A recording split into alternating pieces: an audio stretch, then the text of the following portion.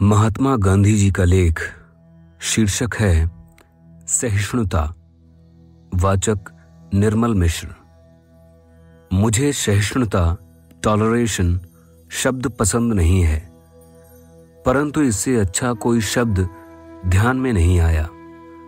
सहिष्णुता में खामख्वाह यह मान लिया जाता है कि हमारे अपने धर्म से दूसरे धर्म घटिया हैं, जबकि अहिंसा हमें यह सिखाती है कि हम दूसरे के धर्म का उतना ही आदर करें जितना हम अपने धर्म का करते हैं। इस प्रकार हम अपने धर्म की अपूर्णता को स्वीकार कर लेते हैं।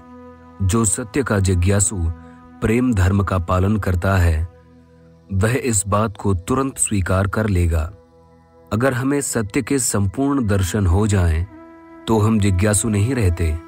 तब तो ईश्वर के साथ हमारी एकात्मता हो जाती है, क्योंकि सत्य ही ईश्वर है। परंतु चूंकि हम केवल जिज्ञासु हैं, इसलिए हम अपनी खोज जारी रखते हैं और हमें अपनी अपूर्णता का भान होता है। और अगर हम खुद अपूर्ण हैं, तो धर्म की हमारी कल्पना भी अपूर्ण ही होगी। जैसे हमने ईश्वर के दर्शन नहीं किए हैं, वैसे ही धर्म की पूर्णता के दर्शन भी नहीं किए हैं। इस प्रकार हमारी कल्पना का धर्म अपूर्ण होता है और उसमें सदा विकास और नए नए अर्थ करने की गुंजाइश रहती है। इस प्रकार के विकास से ही सत्य की ओर, ईश्वर की ओर प्रगति संभव होती है। और यदि मनुष्यों द्वारा प्रतिपादित सभी धर्म अपूर्ण हैं, तो उनकी पारस्परिक तुलना का प्रश्न ही नहीं उठता। सभी धर्मों में सत्य प्रकट हुआ है, परंतु सभी अपूर्ण हैं और उनमें भूल हो सकती है। दूसरे धर्मों के प्रति पूज्य भाव रखने का यह मतलब नहीं है कि हम उनके दोषों के प्रति अंधे बन जाएं। अपने धर्म के दोषों के प्रति तो हमें बहुत जागरूक रहना चाहिए, लेकिन दोषों के कारण उसे छोड़ने का विचार नहीं करना चाहिए, बल्कि उन दोषों पर विजय प्राप्त करने की कोशिश करनी चाहिए।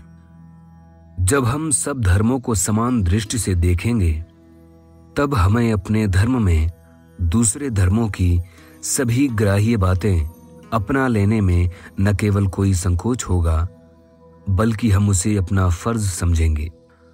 तब यह सवाल उठता है, इतने सारे धर्म क्यों होने चाहिए? हम जानते हैं कि धर्म विविध और अनेक हैं। आत्मा एक है, परंतु वह अनेक शरीरों को अनुप्राणित करती है। हम शरीरों की संख्या कम नहीं कर सकते, फिर भी हम आत्मा की एकता स्वीकार करते हैं।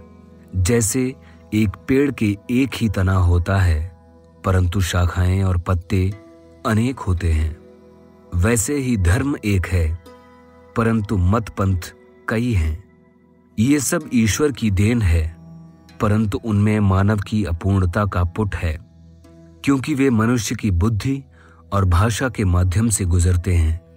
ईश्वर प्रदत्त धर्म भाषातीत है।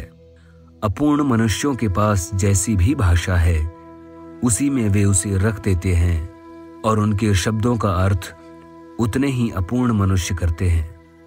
तब फिर किसका अर्थ सही माना जाए?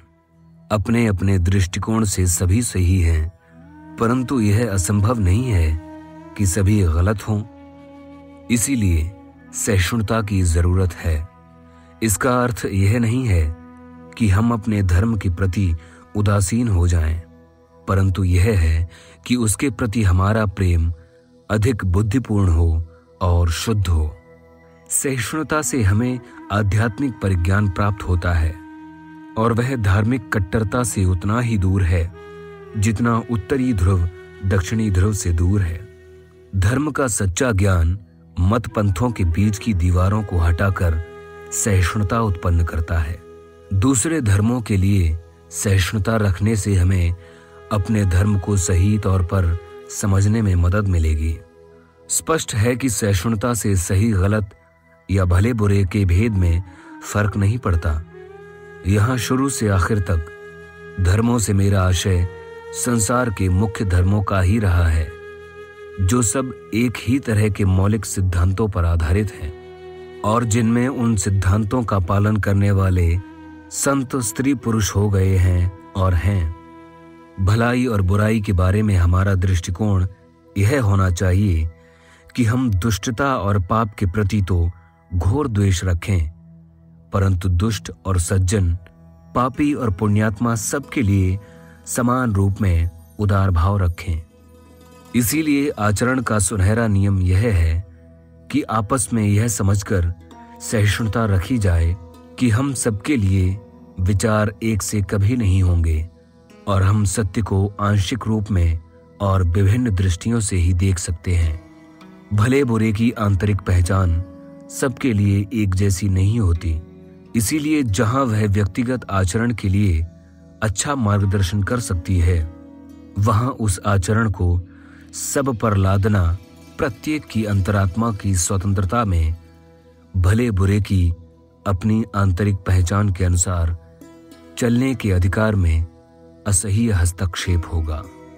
महात्मा गांधी जी का लेख, शीर्षक है सहिष्णुता। वाचक निर्मल मिश्र।